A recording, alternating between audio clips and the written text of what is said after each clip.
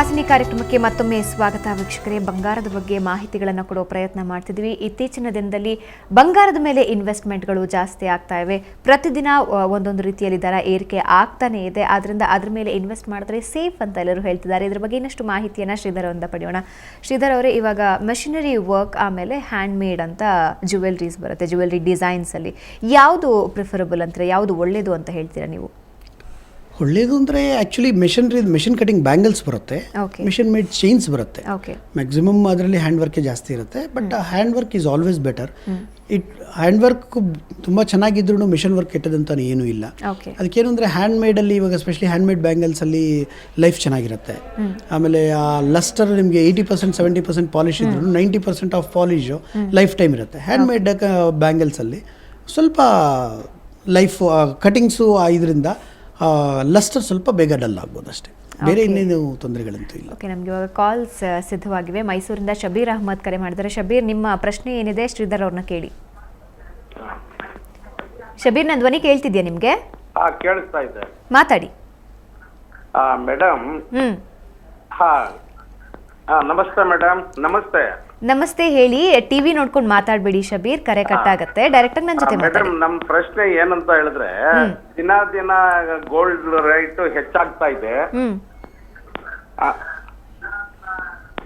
ಆಮೇಲೆ ಏನಾಗಿದೆ ಅಂತ ಹೇಳಿದ್ರೆ, ಇದು ಮಾರ್ವಾಡಿಗಳ ಹತ್ರ ಹೋಗಿ ಚಿನ್ನ ಕೊಂಡ್ಕೊಂಡ್ರೆ 10 ಗ್ರಾಮ್ಗೆ 1 ಗ್ರಾಮ್ ವೇಸ್ಟೇಜ್ ಅಂತ ಹಾಕ್ತಾರೆ ಅವರು.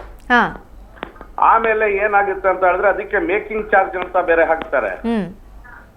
ನಾವು ಅದೇ ಚಿನ್ನ ವಾಪಸ್ ಕೊಡಕ್ ಹೋದ್ರೆ 1 ಗ್ರಾಮ್ ಅದ್ರಲ್ಲಿ 10 ಗ್ರಾಮ್ ಅವ್ರು ಆಕ್ಚುಲಿ ಕೊಟ್ಟಿರೋದು 10 ಗ್ರಾಮ್, ಲೆಕ್ಕ ಹಾಕಿರೋದು ಅವ್ರು ದುಡ್ಡು ತಗೊಂಡಿರೋದು 11 ಗ್ರಾಮ್ಗೆ.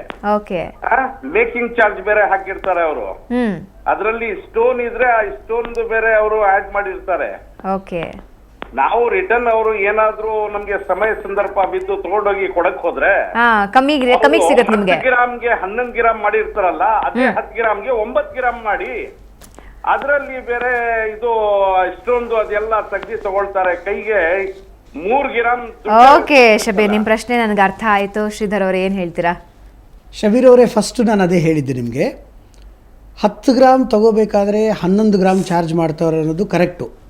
ಮಾರ್ವಾಡಿಗಳು ಅಂತ ಅಲ್ಲ, ಯಾವ ಜ್ಯುವೆಲರ್ ಹತ್ರ ಹೋದ್ರೂ, ಯಾವ ಶೋರೂಮ್ಗಳಿಗೆ ಹೋದ್ರೂ ವ್ಯಾಲ್ಯೂ ಅಡಿಷನ್ಸ್ ಇದ್ದೇ ಇರುತ್ತೆ.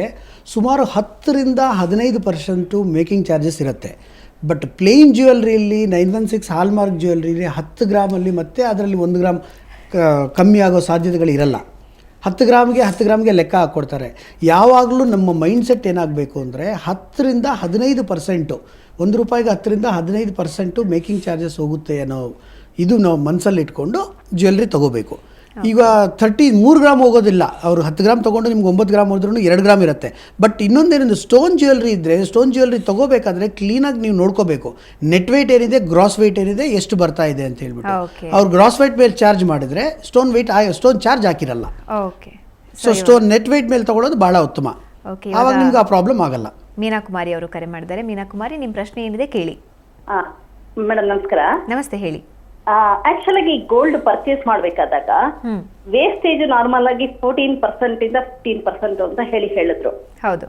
ಓಕೆ, ಅದಾದ್ಮೇಲೆ ಮೇಕಿಂಗ್ ಚಾರ್ಜಸ್ ಪರ್ ಗ್ರಾಮ್ 120 ಇಂದ 125 ಇಟ್ ವೇರೀಸ್ ಟಿಲ್ 200 ತನಕನೂ ಹಾಕ್ತಾರೆ ಮೇಕಿಂಗ್ ಚಾರ್ಜಸ್ ಅಂತ ಹೇಳಿ ಪರ್ ಗ್ರಾಮ್ಗೆ.